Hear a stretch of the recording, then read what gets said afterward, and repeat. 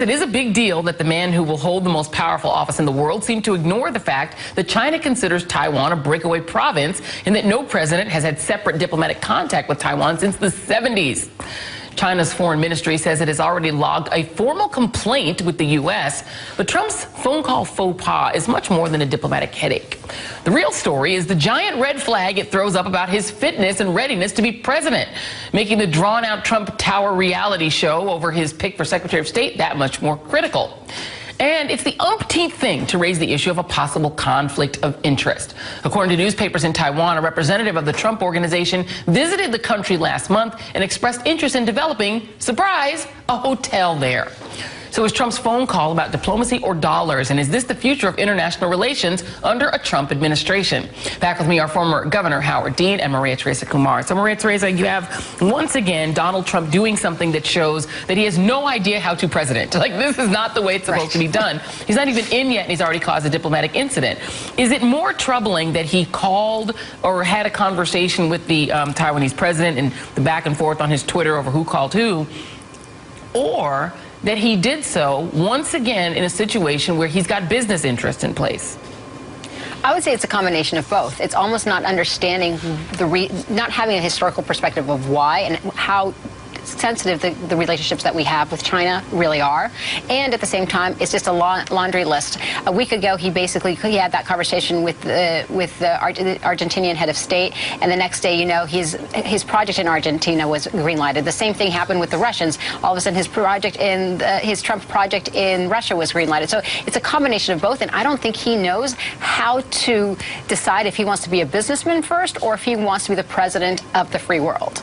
And you know, Howard Dean, in that context, you have Donald Trump so far building an administration that is full of people who also have great deals of money at stake, business interests, lots of Goldman Sachs. Just to look at the cabinet that he's putting together, The Guardian put together just a little list of them. You've got Todd Ricketts, who's worth $5.3 billion. He wants to put him at Commerce. You have Betsy DeVos. He wants to make her Secretary of Education, $5.1 billion net worth. Wilbur Ross, he wants to put at Commerce, $2.9 billion. Steve Mnuchin, he wants to put him as Treasury Secretary, $46 million. Tom Price at HHS, $13.6 million.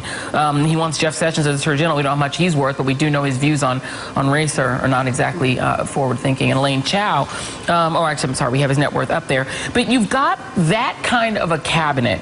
And then you look at Mnuchin, you zero in on him, and this is a guy whose bank foreclosed on a 90-year-old homeowner over a 27-cent error in their mortgage. So this is not exactly a band of compassionate philanthropic billionaires. These are people who include a guy who essentially profited off the mortgage meltdown. With all of that surrounding Donald Trump and his own pecuniary interests constantly in the news whenever he does something, why would working class Americans believe for 10 seconds that this is going to be an administration that cares about them? I think the jury's going to be out for now. This I chalk up to a liability that's going to hurt him down the road. Right now, for the most part, Trump gets a honeymoon. We've been through a brutal election. Everybody was upset about the tone of it on all sides. And so I don't think they want to hear about all this right now. But I think the American public, if things start going south, like privatizing Medicare or Social Security, then this is going to become an additional liability. I just want to say one other quick thing about Taiwan, which is really problem. This is not just a diplomatic kerfluffle which offended the Chinese. What the Chinese are doing now is blaming the Taiwanese for that and threatening to use armed force against them. And given what Trump said during the campaign, the question for the Taiwanese is, are we willing to carry out our obligations, treaty obligations to Taiwan, and does he want to commit troops, American troops, to defend Taiwan because he made a stupid phone call? So this is not just about a kerfluffle upsetting the stuffy people of the State Department. This has real consequences, and there was none of that thinking that went into making this phone call. That's the scary thing about Donald Trump. But isn't it also the case, and I'll throw this to both of you, that you're absolutely right, Howard, that you have now a potential that's beyond, as you said, just hurt feelings, but actual real consequences that could befall the incoming president. But we also don't know if Donald Trump is in debt to banks in China, and if so, how much. We don't know what his own personal liabilities are with regard to the countries that he's creating diplomatic crises with. So isn't his business interest and his conflicts of interest, aren't those germane right now? Not when something goes wrong, but like now. No, they are. I mean, he clearly is making calls on his own behalf.